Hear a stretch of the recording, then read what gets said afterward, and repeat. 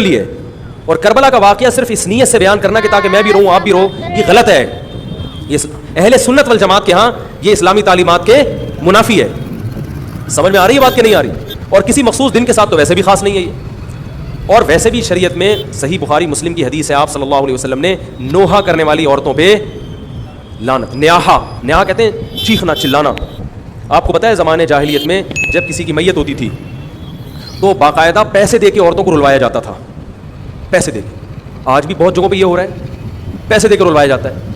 تو نبی نے تو ان عورتوں پہ لعنت کی ہے جو فری میں روتی ہیں, پیسے دے کے نہیں, جو فری میں میت پہ روتی ہیں. اور چیخ چلا کے رونا تو ویسے ہی حرام ہے اسلام میں. میت پہ جب بھی نبی صلی اللہ علیہ وسلم روئے ہیں آپ کی آنکھوں سے آنسو, بس چیخ چلا کے نہیں روئے ہیں. حضرت جعفر طیار بھی تو اہل بیت میں سے تھے. جب شہید ہوتے ہیں آپ کی 4 جوان بیویاں بیوہ ہوتے ہیں, چھوٹے چھوٹے بچے یتیم ہو جاتے ہیں, تو ان کی بیویاں جب روتی ہیں تو گھر سے باہر آواز آتی ہے. آپ نے پہلی دفعہ سمجھایا جا کے کہ ان سے بولو اپنی آوازوں کو بس کرو. جب دوبارہ تو آپ نے فرمایا منہ پہ خاک پھینک دو جا کے. حالانکہ ان کا جو رشتہ حضرت جعفر طیار سے تھا وہ ہمارا نہیں ہے, ہم تو بہت دور کے ہیں. اہل بیت سے جو جتنا ان کی بیویوں کا رشتہ ہے اتنا تو ہمارا نہیں ہے نا. ان کو چیخ کے رونے کی اجازت نہیں تھی. اور آج ہمارے یہاں کیسے ہوتا ہے, ہاں ہاں ہو چیخ رہے ہیں, پیٹ رہے ہیں. گریبان چاک کرنا اسلام میں حرام ہے روتے ہوئے. گریبان چاک کرنا اس پہ لعنت ہے نبی صلی اللہ علیہ وسلم کی. تو آج گریبان بھی چاک ہو رہا ہے, رو بھی رہے ہیں, پیٹ بھی رہے ہیں. تو بھائی وہ شیعہ حضرات کا ایک مسلک ہے, ان کی رائے ہے, ان کو ان کی رائے پہ چلنے دو. آپ جو اہل سنت والجماعت کو فالو کرتے ہو تو یا تو ادھر ہو جاؤ یا ادھر ہو جاؤ, درمیان میلہ لٹکو. درمیانی آدمی کہیں کبھی نہیں ہوتا. درمیان کی جو جنس ہے وہ کہیں کی ہوتی ہے. وہ بیچارہ نہ مرد سے شادی کر سکتا ہے نہ عورت سے. وہ کہتا ہے یا اللہ اگر مجھے آپشن دیتا یا تو ادھر کر دیتا, یا وہ تو ایک اللہ نے آزمائش بنا دی اس کو بیچارے کو, وہ آزمائش ہے, اسی آزمائش پہ اس کو قیامت کے دن اجر ملے گا. لیکن اپنے اختیار سے انسان بیچ کا بننے کی کوشش کرے یہ ٹھیک نہیں ہوتا. اپنے اختیار سے یا تو شیعہ بن جاؤ یا پورے سنی بن جاؤ. تو اہل سنت حدیث کی کتابوں کو فالو کرتے ہیں, اور جو ہماری بخاری مسلم ہے شیعہ حضرات نہیں مانتے ان کتابوں کو, وہ نہیں فالو کرتے ان کو. تو ہم تو ان کو فالو کرتے ہیں. اگر آپ کہتے ہو میں نہیں مانتا ان حدیثوں کو تو پھر بہت ساری چیزیں اور بھی ہیں وہ بھی چھوڑ دو. پھر آپ سمجھ میں آ رہی ہے بات, پھر وہ بھی چھوڑ دو.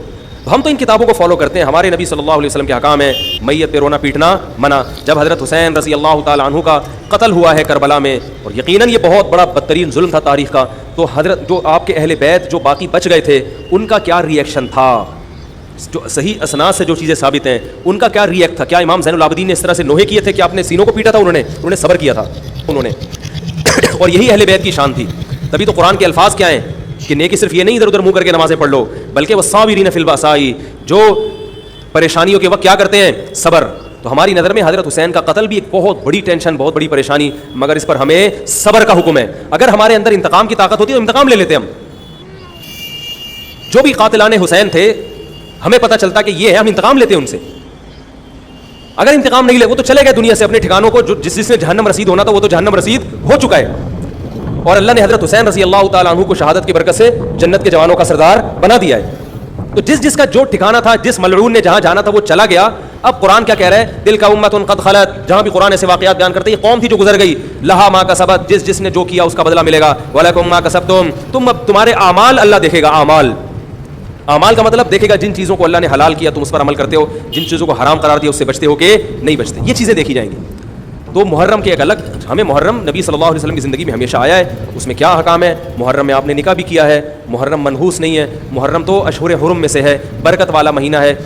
اس میں جو کام کیا جائے گا اس میں برکت ہوگی. اس میں شادی بیاہ کریں گے اس میں انشاءاللہ برکت ہوگی. اس میں کوئی اور عبادت کریں گے اس میں برکت. نبی صلی اللہ علیہ وسلم نے محرم کی الگ فضیلت بیان کی کہ اس میں عبادت کا ثواب, محرم کے روزوں کا ثواب عام مہینوں سے زیادہ ہے. تو یہ سب ہماری شریعت کی تعلیمات ہیں. تو ہمیں ایک طرف ہو جانا چاہیے, ہمیں اسی کو فالو کرنا چاہیے. ہاں یہ وہ دور نہیں ہے کہ آپ دوسروں پہ جا کے انگلیاں اٹھائیں, تم یہ کیوں کر رہے ہو, یہ کیوں, بس چھوڑ دو اس کو, جو جب اس کو سمجھ میں آئے گی تو آ جائے گا, نہیں آئے گی تو 73 فرقے ہیں نا, تو یہ آپ تھوڑی ختم کرو گے, یہ حضرت عیسیٰ علیہ السلام آ کے ختم کریں گے. تو جو کام عیسیٰ علیہ السلام کا ہے وہ خود کرنے کی کوشش بولو بھائی مت کرو. آپ دیکھو کہ ان میں جو صحیح ہے اس کو فالو کرو. باقی بھائی جیسا کر رہے ہو, ہمارے پاس نہ کوئی پولیس ہے نہ کوئی پاور ہے. پولیس بھی ہوتی تو بھی کچھ نہیں کرتی, ہم اگر پولیس میں ہوتے تو کیا کر لیتے. فساد ہوتا ہے ان چیزوں سے. افغانستان میں جب طالبان کی حکومت تھی, تو بھائی کون سی والی گھڑی صحیح ہے, میری گھڑی میں تو کیا ٹائم ہو رہا ہے, کبھی آگے چلیے. اچھا پھر ابھی بس اذان ہونے والی ہے, ٹھیک ہے بتا. تو کیا کہہ رہا تھا یار میں, وہاں افغان طالبان کی جب حکومت تھی 5 سال, تو انہوں نے بھی شیعہ کی امام بارگاہ کو ختم نہیں کیا تھا. سمجھ رہے بات, ایک حد بندی کرتی تھی, ختم نہیں کیا انہوں نے. انہوں نے بھی شیعوں سے سلو کی تھی, مذاکرات کیے تھے, بھائی ٹھیک ہے آپ اپنی امام بارگاہ کے اندر جو آپ کی ایکٹیویٹیز ہیں آپ وہ کرو. حالانکہ کتنی پاورفل حکومت تھی, اس لیے کہ اتنی بڑی تعداد میں انہوں نے کہا بھائی ہم کیسے پابندی لگائیں, ایک پورا ایسے ممکن نہیں ہے ہمارے لیے. تو گورنمنٹ کے لیے بہت سی چیزیں ممکن نہیں ہوتی, پابندیاں نہیں لگا سکتی گورنمنٹ. تو جو طالبان نہیں ختم کر سکے, حالانکہ طالبان سنی مسلک کے تھے اور وہ شیعہ بالکل ایک, میں نے وہاں امام بارگاہ میں اذانیں بھی سنی ہیں, ریڈیو پہ اذان آتی تھی امام بارگاہ سے, میں نے خود سنی ہے کہ بھائی میں نے یہ کہاں سے آ رہی ہوں, افغانستان سے میں اس وقت اذان, افغانستان کا چینل اس وقت آتا تھا طالبان کا اردو میں چینل, تو اس میں اذان آ رہی ہوتی تھی شیعہ حضرات کی. تو فرقواریت کا یہ طریقہ ختم کرنے کا نہیں ہے کہ آپ جا کے ان کو چھیڑیں تنگ کریں, بھائی یہ بہت عرصے سے چلے آ رہے ہیں, چلتے رہیں گے. جو صحیح ہوگا اس کو حضرت عیسیٰ علیہ السلام نافذ کر دیں گے, جو غلط کو ڈیلیٹ کر دیں گے خود ہی. اگر ہم غلط ہوئے تو حضرت عیسیٰ علیہ السلام سب سے پہلے ہماری گردنیں اڑا کے ہمیں ڈیلیٹ کر دیں گے, ٹھیک ہے نا. اگر وہ غلط ہوئے تو ان کو ختم کر دیں گے, تو یہ ان کا کام ہے. آج کسی کے بس میں یہ نہیں ہے. تو میں یہ اس لیے کہہ رہا ہوں کہ لڑو مت, گالی گلوچ مت کرو, فیس بک پہ ایک دوسرے کے خلاف نیگیٹو کمنٹس مت کرو, کیونکہ ہم اختلافات کے متحمل نہیں ہیں. ہمیں بہرحال قومی سطح پہ ایک ہی بن کے رہنا ہے.